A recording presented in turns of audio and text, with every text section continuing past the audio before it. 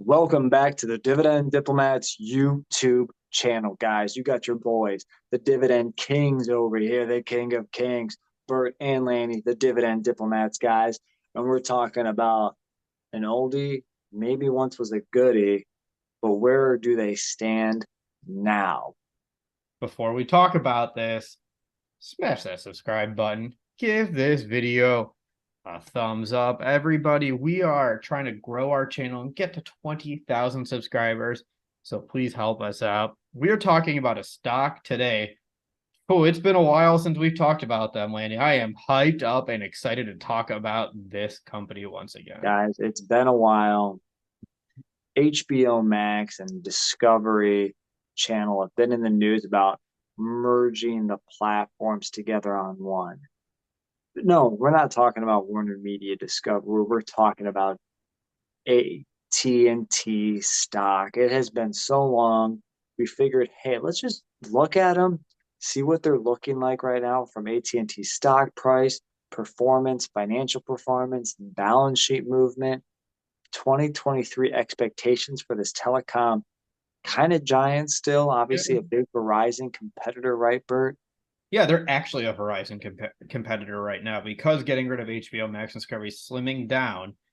AT&T is now a true competitor for Verizon, where they focus on pure wireless communications and internet. That is the name of their game. And you know what? This is a perfect time to finally take, now that the merger is closed, the spinoff is closed, let's take some time, let the dust settle, and see where the two stocks compare against one another. I can't freaking wait.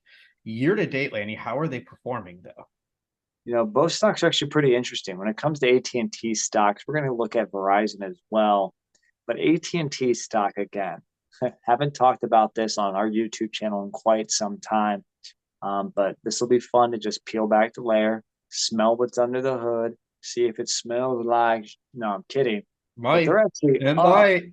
They're up 5% this year. AT&T is up, guys. AT&T is up, lagging the S&P 500, but they are up. I know we probably got a lot of T-Mobile lovers out there as well. For frame of reference, T-Mobile also is up about 8%. And at the timing of this video, again, filming on April 11th, Verizon is actually down about 1.7%. So T-Mobile up comparatively to both of them, but AT&T is up over 5%. And why is that? Let's just run through some metrics from their earnings release quickly, because I think that's going to help kind of understand why they're up a little bit. Q4 highlights and some year-to-date numbers here. 656 net post-paid subscription ads, so 2.9 million year-to-date.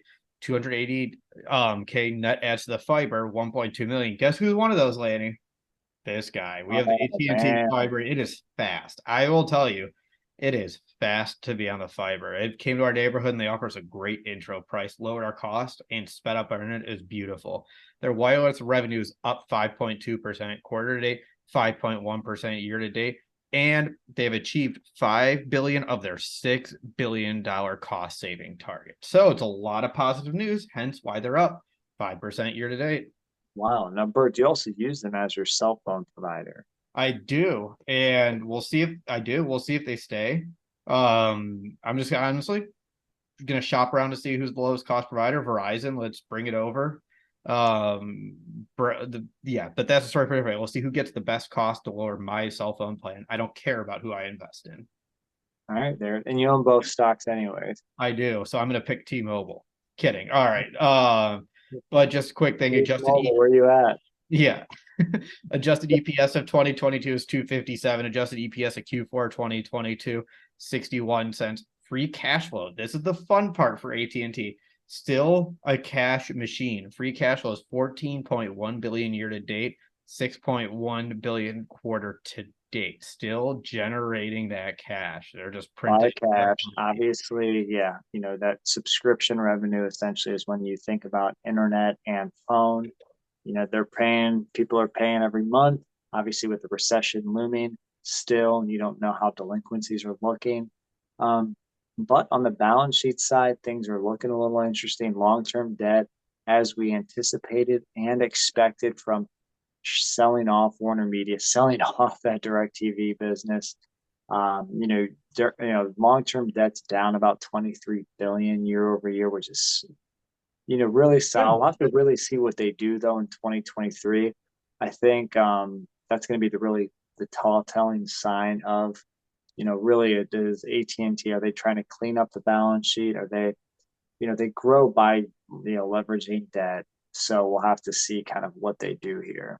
Yeah, that's right. So what are their expectations for the year two? Speaking of 2023 and seeing what it is, adjusted EPS at 235 to 245 and free cash flow of 16 billion. That's up 2 billion from the prior year. Because remember, 14 billion free cash flow from the previous year. EPS from the previous year was 257. So a slight compression on the earnings side, but they're expecting stronger growth there on the free cash flow front. Yeah, and I mean their cash flow from operations even is still over around 35 billion from if I can remember right now, Right. which is a ton of cash. I think the dividend took about 10 billion of that in 2022. See, still covering quite a bit of capital expenditures, dividends, paying down debt from their cash flow from operations, and then some. So it'll be very interesting what 2023 looks like with that 16 billion of free cash flow, which means I would anticipate that they're still in the mid to upper 30s on cash flow from operations. So Yeah. AT&T stock, again, Bert, you and I both own it. I think you and I both still own WarnerMediaDiscovery stock. Obviously, the video is not about them, but it's about AT&T stock right now. Let's quickly look at this dividend diplomat stock metrics right now on AT&T, looking at the price to earnings, the payout ratio, and well, there's no dividend growth, but let's take a look at the dividend yield first. So you want Yes, to take let's us do through it. AT&T stock Let's metrics? do it. Their price is 1969 at the time of this video. EPS at 244 is their analyst expectation. Price to EPS, PE ratio. Well, I don't know why I said it the long way. Is 8.07 for AT&T. From the payout ratio perspective, annual dividend to $1.11. That gives you a payout ratio of 45%. So right in the middle of our perfect payout ratio range, which we believe is between 40 to 60%. So, Lady, what's this yield looking like? The yield now, is still at 5.64%. Gone are the days where AT&T from the dividend, reshuffling or restructuring of the dividend after the sale of WarnerMediaDiscovery, because that was such a huge cash flow part of the business. Again, we'll call it here a dividend cut. Still is at 5.64% for AT&T stock, multiple times higher than the S&P 500. But when you look at Verizon's dividend yield is at 6.62%. So you're definitely getting paid more to own Verizon stock. And I don't believe T-Mobile pays a dividend. No, they don't. I think that's the interesting thing when you do compare it to Verizon, which one of them pops out? Because yeah, to your point, it's less of a yield compared to Verizon. P ratio for Verizon's about 8.39 at the current price, so they're about the exact same P ratio. Payout ratio is 55%, so both are perfect, and they check the box. Verizon's a little higher. Verizon obviously hasn't cut their dividend. They're an almost aristocrat at 19 plus consecutive years, but they have that very low 2% dividend growth rate, which kind of mirrored AT&T's dividend growth rate before they cut their dividend. They both had about the same tiny increase every single year. Exactly, guys. So there you have it, though. I mean, again, both are at 140 billion by market cap. Verizon's 165 billion. AT&T is up in the last 52 weeks. Verizon's actually down 26.5%, which is just incredible. Yeah. Again, we both own shares of these stocks. I am not buying AT&T stock. I am not buying Verizon stock currently. Just again, heavy debt, low growth, industries right now. And I feel like, your money's probably better allocated elsewhere right now, especially until we really see what Verizon's made of as they get through some of these high interest rate time periods and as AT&T really finds their way with their dividend policy. Couldn't agree more. So let us know, everybody. What do you think of AT&T? What do you think of Verizon? Are you avoiding the sector altogether like we are right now, or is this your time to buy? Please let us know in that comment section below. If you haven't already, subscribe to the channel, support your boys, give this video a thumbs up. What else do we need to do? Well, first, let's tell the viewers keep finding undervalued dividend stocks, keep saving, keep investing, pursue that financial freedom. But yeah, Bert, there is that one thing.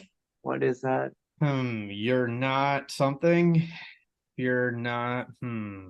Can't seem to find it, Lanny. You're either with us or you're against us. That's what it was. Heard the Hurt and Lanny from the DD, over and out.